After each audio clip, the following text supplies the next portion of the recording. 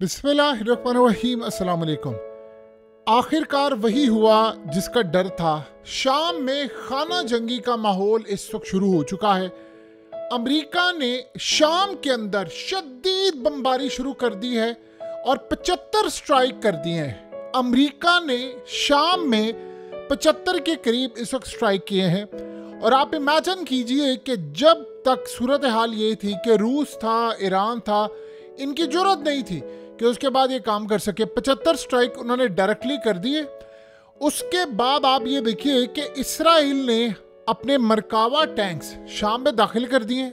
शदीद वहां पर इस वक्त गोलाबारी जारी है। इलाके फतह पर फतह हो रहे हैं, धड़ाधड़ फतह किए जा रहे हैं। अब अगली सूरत हाल का आप अंदाजा कर लें कि अमेरिका ने स्ट्राइक किए, उन्होंने साथ जो तैयारे इस्तेमाल किए वो बड़े ही हैरान कुन हैं। यानी अमेरिका ने वो स्ट्राइक किए हैं जो आज से पहले, जब तक ये रूस और ये तमाम चीज़ें थी, वो रिलक्टेंट था।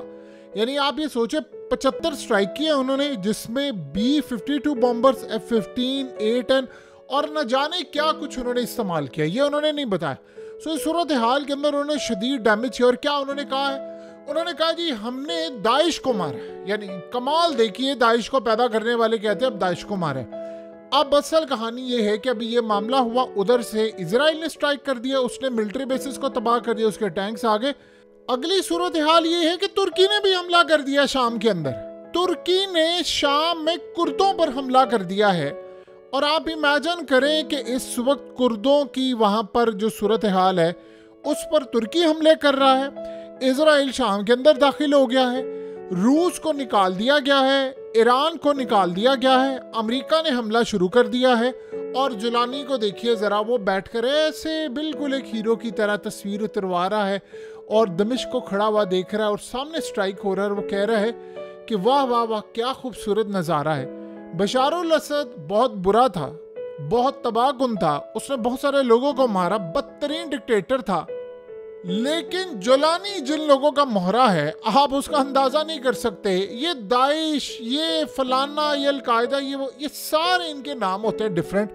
इन्होंने कभी जिंदगी के अंदर अमेरिका के खिलाफ नहीं जाना। अब आप जरा गौर करें कितनी देर हो गई है, क्या आज जुलानी ने या इनकी जो सारे टेक ओवर किए इनकी जमात ने, किसी ने ऐलान किया? जुलानी ने उठकर कहा है कि हम तुर्की के खिलाफ जाएंगे कि उसने शाम में हमला किया कुर्दों पर? क्या उन्होंने कहा कि हम अमेरिका के खिलाफ अब लड़ाई करेंगे कि उसने अब, यानी आप सोचो वो कर क्या रहा है। अमेरिका इनको मार रहा है, ये जुलानी और इन सबको कह रहा है ये दाइश के लोग हैं। और उसके बाद आप ये देखिए इसराइल ने तो गोलान की पहाड़ियां भी ले ली हैं 24 घंटे के अंदर। उसने अपने टैंक्स भी अंदर लेकर आ गया, स्ट्राइक भी कर दिया है, दमिश्क के अंदर भी हमला कर रहा है। और ये सारे साइलेंट हैं, चुप करके बैठे हैं, क्योंकि लड़ाई उनकी थी नहीं। लड़ाई तो सिर्फ ये थी कि रूस को निकालना था, ईरान को निकालना था, हिजबुल्लाह की सप्लाई लाइन काटनी थी। अब ये मामला है। अब सीन क्या हुआ है, और बैकएंड पर तुर्की और इजराइल के दरमियान एक खामोश डील क्या हुई है अमेरिका के साथ। अब जरा सूरत हाल समझिए। तुर्की ने फैसला ये किया है कि वो कुर्दों को मारेंगे, कुर्दों को करेंगे स्ट्राइक। अमेरिका मारे ये जो जुलानी और ये वो सारे ये लोग आए हैं या इनके लोग हैं, ऑफ शूट है, दाइश है, इन सबको आहिस्ता आहिस्ता मारे, कोई परवाह नहीं। इजराइल की डील ये हुई है कि तुम मारो, हम इलाके छीनते जाएंगे। अब इजराइल कर क्या रहा है? जो पानी शाम के अंदर है उस पानी को इजराइल ने हर सूरत हासिल करना है।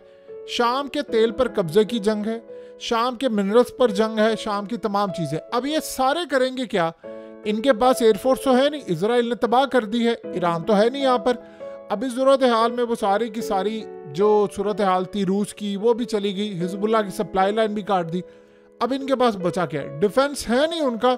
जिसके पास जो आएगा वो ले उड़ेगा। खाली इलाके नहीं आपके हाथ से जाएंगे, तेल भी जाएगा, जखायर जो सारे हैं वो सारा कुछ लूट कर चला जाएगा। ये सारे का सारा मामला इस वक्त है। अब आप ये सोचें कि जिसके हाथ में जो शहर आएगा शाम का वो ले लेगा। इसराइल सबसे ज्यादा खतरनाक काम करेगा। ये जो कुर्द हैं, कुर्दों ने शाम के अंदर जिन इलाकों पर हुकूमत की है वो तो कम से कम वहाँ के लोग भी रह रहे हैं और वो रह रहे हैं। अब ये जो बागी आए हैं, ये बागी क्या करें? ये यहाँ पर रह रहे हैं लोगों को दिखाने के लिए, जाहिर सी बात है ये आपस में लड़ेंगे, लेकिन लोग रह रहे। इजराइल की स्ट्रेटजी बड़ी डिफरेंट है। वो कहता मैं जिस इलाके में जाऊंगा मैं उस इलाके के लोगों को मारूंगा, उनको कहूंगा यहाँ से निकलो। वो निकल के दूसरे इलाकों में जाएंगे। यानी वो उसकी स्ट्रेटेजी नहीं है ऐसी कि यहाँ मैं रहूंगा, मैंने हुकूमत करे नहीं। वो कहता निकलो यहाँ से, मारूंगा, बमबारी करूंगा और इलाके लूंगा। अब आप एक बात बता दें, आप छोड़े बाकी क्या सूरत हाल हुई, बशारुल असद क्या था, वो डिक्टेटर था, उसने बहुत बुरा किया, बहुत बुरा शख्स था, उसको पीछे हटा दें। शाम की हालत क्या है 24 घंटों के अंदर? अमेरिका ने स्ट्राइक कर दिया, अर्दोगान ने स्ट्राइक कर दिया, इजराइल ने स्ट्राइक कर दिया, और उसके अलावा आप जरा देखिए कि खाना जंगी का माहौल शुरू हो गया है। और अब ये जितने बागी हैं आप छोड़ दें। अभी ये जो लोग कह रहे हैं, वो जी उनमें से बहुत सारे लोग कह रहे हैं जी हम जाएंगे गजा आज़ाद कराने, छोड़े गजा को आज़ाद। ये 24 घंटे में आपके गुलान हाइट्स इसराइल ने जो हासिल कर ली हैं उनको आज़ाद तो पहले करवा लें। 24 घंटे ऐलान करें हम आ रहे हैं इसराइल के खिलाफ लड़ने के लिए, कहें इसराइल को कि हम आपके खिलाफ लड़ने आ रहे हैं, हम गुलान की हाइट से आ रहे हैं और आप पर हमला करने के लिए आ रहे हैं। कहें ज़रा इसराइल को, अगला आपको बताता है, क्योंकि जिनके मोहरे होते हैं वो ये काम नहीं करने देते। सो इस वक्त सूरत हाल ये है कि शाम में इस वक्त तुर्की का हमला हो गया है। अब अगला मरहला क्या है? अब अगला मरहला ये है इसराइल का और इन सब का कि ये सारे आपस में लड़ें, आपस में लड़ते जाए, इनके दरमियान डिवीजन हो। आप अंदाजा भी नहीं कर सकते कि शाम में इतने टुकड़े होंगे, इतने टुकड़े होंगे कि ऐसा लगेगा कि आधा शहर किसी एक के पास, आधा किसी और के पास है। शहर के शहर, सूबे के सूबे, सारे एक दूसरे के साथ टुकड़े टुकड़े करते जाएंगे और जिस पर जहां जिसका दांव लगेगा वो गवर्नमेंट बनाता जाएगा। ये इस वक्त फार्मूला तय हुआ है। और अगला फार्मूला ये तय हुआ है कि खाना जंगी करनी है और लड़ाई करवानी है। और यानी आप सोच लें, जो अफगानिस्तान गढ़ था तबाही का, ये उससे 1 लाख गुना ज्यादा बड़ा गढ़ बनने जा रहा है और ये इलाका आपके हाथ से निकला। देखिए अफगानिस्तान में कम से कम ये था कि लड़ाई करी थी, शाम में तो कोई लड़ाई नहीं करेगा, यानी अपना मुल्क हासिल करने के लिए जो जहां पर है उसने वो गवर्नमेंट लेनी है। शाम मजीद इंतशार का शिकार होगा। अब इसराइल की नज़र किस पर है? इसराइल की नज़र है दमिश्क पर। ये जो बागियों ने जाकर दमिश्क हासिल किया है, उन्होंने असल में इसराइल का रास्ता क्लियर किया है। ये लोग, यानी आप ये सोचें कि अभी इसराइल यहाँ तक पहुंचा है, वो करते करते करते करते कहाँ तक चला जाएगा। आप बताएं कि चले अब इस वक्त कौन है शाम का इस वक्त हुक्मरान? जुलानी है ना? क्या जुलानी ने एक दफा भी ऐलान किया है कि हमारी लड़ाई आज से इजराइल के साथ है?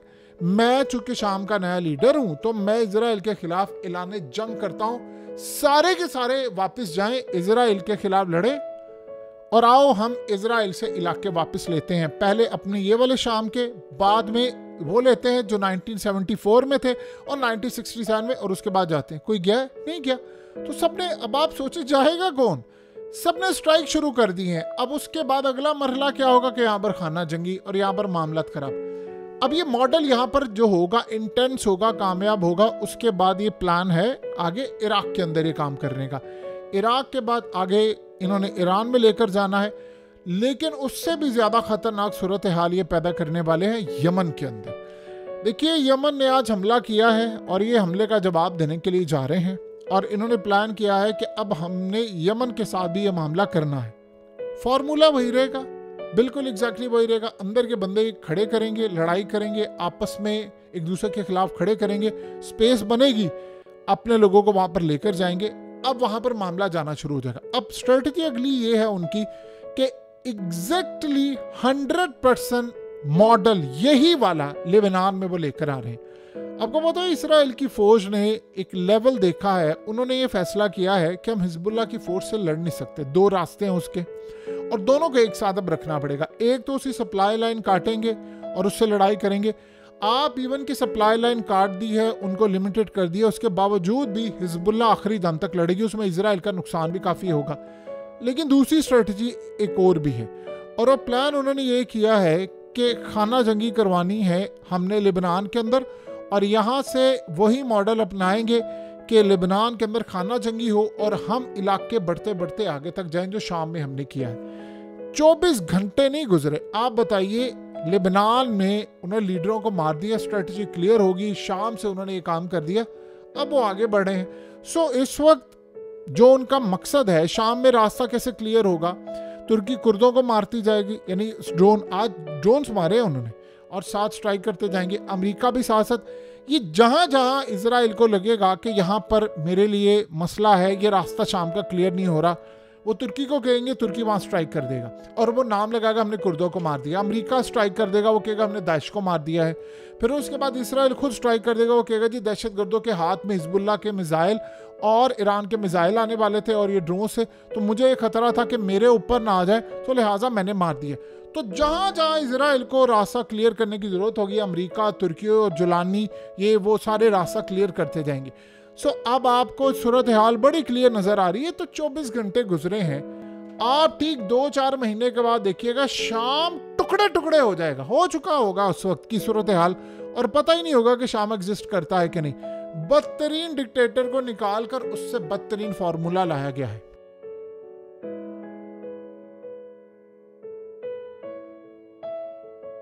हकीकत टीवी को सब्सक्राइब करना मत भूलें, वीडियो को लाइक करें, शेयर करें और कमेंट सेक्शन में अपनी राय का इजहार जरूर करें।